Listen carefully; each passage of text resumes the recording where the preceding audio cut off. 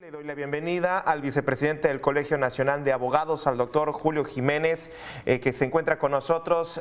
Doctor, vicepresidente, ¿cuál sería el balance para entrar en materia que nos toca esta tarde? ¿Cuál sería el balance del Poder Judicial en los estados, doctor? Gabriel, ¿qué tal? Muy buenas tardes. Gracias por la oportunidad de poder dirigirme a tu importante auditorio. Sin lugar a dudas, el balance que hoy podemos compartir contigo y con tu importante auditorio es preocupante. El Poder Judicial a lo largo y a lo ancho de la República Mexicana tiene claros y oscuros. Tiene tintes, yo diría, muy preocupantes de injerencia político-electoral. Hemos dado cuenta y hemos sido testigos en diversos medios de comunicación y en redes sociales de algunos actos de presión de carácter institucional, gubernamental, venganzas personales. Y eso afecta al Estado de Derecho, eso vulnera los principios fundamentales de nuestra Constitución, condiciones de igualdad, condiciones de justicia y de legalidad. Y no hablemos de la violación de los derechos humanos y de las víctimas que siguen siendo una asignatura pendiente para el Poder Judicial en todas y en cada una de las entidades federativas y obviamente en el Poder Judicial de la Federación. Y lo podemos ver con escándalos mediáticos como el que hoy en materia federal sigue siendo una realidad, el tema de un fiscal general de la República que pretende someter la autonomía, la independencia y sobre todo el criterio de la Suprema Corte de Justicia. ¿Qué podemos esperarnos a nivel estatal, a nivel local? Preguntarle, bueno, me llama mucho la atención esto que comentan los tintes de injerencia político-electoral, es decir, pesa más en los estados, me imagino, bueno, bien dices, doctor, si esto sucede con el fiscal, que se supone que pues es la máxima autoridad, tiene una relación bastante sospechosa con varios ministros de la Suprema Corte, pues sí, ¿qué se puede esperar en un Estado de la República? Ahí entendería pesa más los poderes fácticos, mediáticos, que la ley, doctor. Gabriel, debo decirte que no solo la intervención o los intereses político-electorales, también los intereses de la delincuencia organizada han empezado a invadir, a someter, a amedrentar e incluso a ejecutar a miembros del Poder Judicial en algunos poderes del interior de la República Mexicana. Hemos visto ejecuciones de representantes, de juzgadores, de miembros del Poder Judicial que han sido intimidados y manipulados. Como bien refieres acertadamente, Guillermo, es preocupante que a veces los intereses, reitero, intereses, venganzas personales o compromisos institucionales están por encima de lo que establece nuestro Estado de Derecho, vulnerando, reitero, los principios de presunción de inocencia, incluso el debido proceso, porque se llegan a filtrar incluso en medios de comunicación algunos funcionarios, algunos malos servidores públicos, no puedo llamarlo de otra manera, han llegado a filtrar en medios de comunicación información y eso vulnera el debido proceso y violenta, obviamente, un principio de presunción de inocencia, y eso es algo terrible para este balance a nivel nacional. ¿Cómo definir la relación que pueda existir en los estados de la República, la relación que pueda haber entre los tres poderes? Pues estamos en un Estado de Derecho democrático en el que el poder se divide en tres, un ejecutivo, un legislativo y obviamente un judicial. Y en un momento también me gustaría entrarle al tema de cómo se encuentran los actores de este sistema de justicia penal. Pero, ¿cuál es la relación que existe actualmente? ¿Qué se percibe en la relación? Porque me queda muy claro que debe de haber algunos estados en donde pues pesa más el ejecutivo que el judicial. ¿O cuál debería de ser la relación que debería de haber entre estos tres poderes, doctor? Debo hablarte con toda claridad. Los abogados litigantes, los analistas debemos ser objetivos, debemos ser contundentes y con mucha crudeza. El criterio bajo el cual la relación de la división de poderes en este país debería ser de absoluto respeto, de autonomía e independencia entre el poder legislativo, el ejecutivo y el poder judicial. Lamentablemente, en realidad, los intereses en algunos estados, no puedo generalizar, no debo ser irresponsable y no puedo generalizar.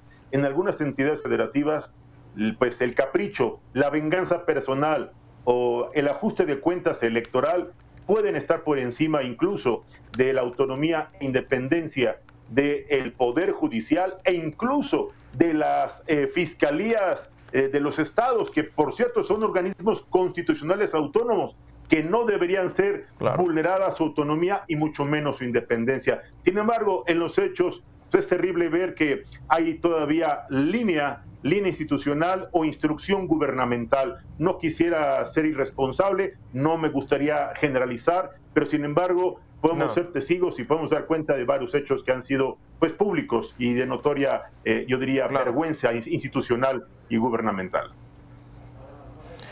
Doctor, otra pregunta, ya centrándonos en el Poder Judicial. Actualmente es para todos evidente, y luego de estar viendo algunas piezas que hemos estado presentando durante este día, entre los actores del sistema de justicia penal, pues la falta de capacitación es un obstáculo entre todos los actores. ¿Cuál es el principal reto que hasta el día de hoy? Porque ya hablar del nuevo sistema de justicia penal, ya hasta me parece que el término nuevo ya no está nuevo. Pero ¿cuál es el principal reto que desde que empezó esto al día de hoy podemos centrarnos que no se ha podido superar?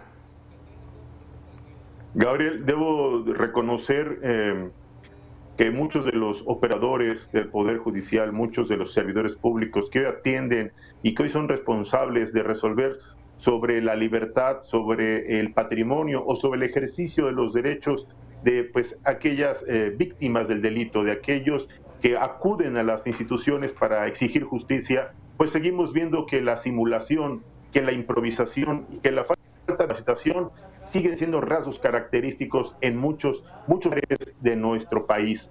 Y bueno, pues no hay más que ver, en varios estados de la República Mexicana hay familias enteras que exigen que las autoridades hagan algo por resolver y por hacer justicia frente a violadores, frente a personajes que han sido señalados por delitos tan graves como el feminicidio, como el secuestro, como la extorsión, como la delincuencia organizada. Y es terrible ver cómo la impunidad y la injusticia sigue siendo un rasgo característico a nivel nacional. Y bueno, no quiero justificar, pero sí la falta de capacitación, la falta de sensibilidad profesional y la falta de un código de ética institucional siguen siendo una asignatura pendiente para la administración y procuración de justicia, Guillermo. Le comento, doctor, sobre todo Gabriel. Esto que comenta al final, gracias. Perdón.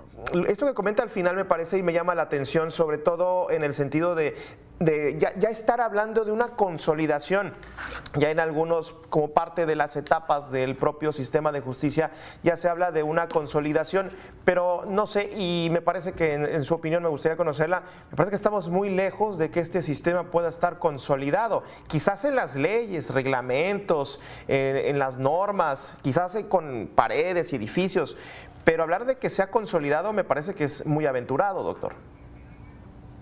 Gabriel, efectivamente, como bien refieres, esta campaña, esta retórica de venderle al pueblo de México, venderle al exterior, al extranjero, venderle una imagen de que en México la implementación del nuevo sistema penal acusatorio, de los juicios orales, de las últimas reformas constitucionales se hayan consolidado y que existan realmente presupuesto, que haya capacitación, que haya todo este nuevo ejercicio de pues juzgar con perspectiva de género. Simplemente te pongo un ejemplo en la mesa. No hay la capacitación, no hay los recursos públicos, la austeridad republicana sigue siendo una piedra en el zapato para la administración de justicia, para la capacitación de los servidores públicos, para precisamente la aserción de los operadores en materia de procuración y administración de justicia. Y también es un punto fundamental, aquí hay que entender la corrupción, simulación y la improvisación en muchos funcionarios del Poder Judicial. No debo generalizar, no sería irresponsable de mi parte generalizar. Sin embargo, sí hay lamentablemente muchos personajes que no están a la altura de las necesidades que hoy demanda nuestro pueblo de México en materia de procuración y administración de justicia. Obviamente dos instituciones distintas, pero con responsabilidades constitucionales y que lamentablemente siguen siendo pues motivo de manifestaciones, de marchas e incluso pues de exigencias legítimas por parte de colectivos nacionales e internacionales. Y te pongo un ejemplo en materia de violencia hacia los periodistas, los homicidios constantes en este país no se esclarecen, no se investigan, quién dé respuesta respecto de este tipo de censura que es terrible para los profesionales de la comunicación como tú. Ya, preguntarle, hay una figura clave, me parece que es una figura clave independientemente de que haya un procurador o una procuradora, un fiscal o una fiscal, pero el Ministerio Público, me parece que como sociedad, y lo comentaba al principio de este espacio, doctor, la confianza que le tenemos al Ministerio Público es mínima y también coincido en que, bueno, no debemos de generalizar. Pero la figura del Ministerio Público Estatal, pues muchos, y una opinión muy generalizada, decía una persona, yo espero que nunca en mi vida se vea definida por la decisión de un Ministerio Público, porque lo más probable es que pues quién sabe, lo va a definir el dinero y nunca la ley o la justicia. ¿Debería de haber algún cambio, algún reforzamiento en la figura del Ministerio Público, independientemente de que hay buenos ministerios públicos que están comprometidos con su chamba, con su trabajo, pero debería de haber algún cambio dentro de la figura del Ministerio Público, que entiendo es clave para que este sistema de justicia penal pueda seguir caminando en esta maquinaria inmensa que es la impartición y procuración de justicia? Sin lugar a dudas, abordas un tema fundamental que es el representante de la sociedad, el representante de las víctimas de la comisión de un delito, conductas que presuntamente son constitutivas o con apariencia de delito. Debo decirte que lamentablemente, reitero nuevamente, la capacitación, el recurso humano, el recurso material, la infraestructura no está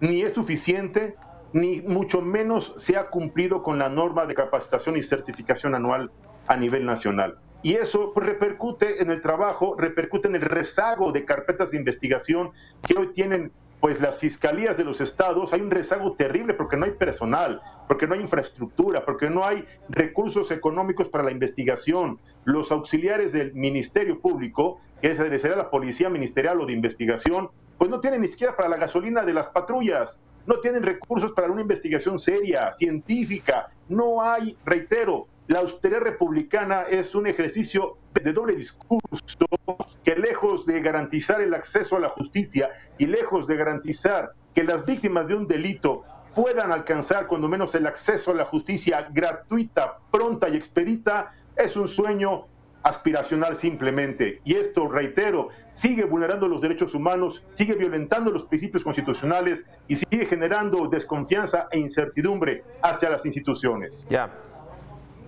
Sí, y me imagino que, bueno, con esta desconfianza la gente pues ya no quiere denunciar, ya no tiene la confianza de ir y denunciar un delito, inclusive, bueno, si ya nos enfrentamos a delitos todavía más de mayor impacto, aunque, bueno, para cualquier persona que sufre un delito, pues aunque sea menor, es de gran impacto, pero ya refiriéndome a una investigación de mucho más calibre por, no sé, algún homicidio, alguna situación ya más compleja, pues de pronto esto. Ahora, ya para cerrar, y en el marco de este mes de marzo, hablaba en un momento la perspectiva de género, no se está investigando con perspectiva de género. Me llama mucho la atención que para muchos ministerios públicos y procuradores el investigar un feminicidio como tal es verdaderamente para las propias autoridades complejo poderlo hacer. Ahí ¿qué nos está faltando a esta impartición de justicia con una perspectiva de género? De sensibilidad, falta de conciencia, falta de capacitación y falta de voluntad política y un cambio de paradigma en la procuración y en la administración de justicia. Esto es lo que está faltando, recursos económicos, reitero, para realmente capacitar a los operadores del nuevo sistema penal, a los servidores públicos, a los colaboradores en este proceso de procuración y administración de justicia. Esto es lo que está pasando, por eso hay tanto rezago, por eso se percibe tanta impunidad e injusticia. Ya, pues muchísimas gracias, doctor Julio Jiménez, vicepresidente del Colegio Nacional de Abogados, por esta charla tan interesante. Como siempre, gracias. Gabriel Camacho, como siempre es un gusto platicar contigo y con tu importante auditorio. Y nos reiteramos para darle puntual seguimiento a estos temas tampantes en materia de procuración y administración de justicia. Agradecido por esta confianza. Muchísimas gracias.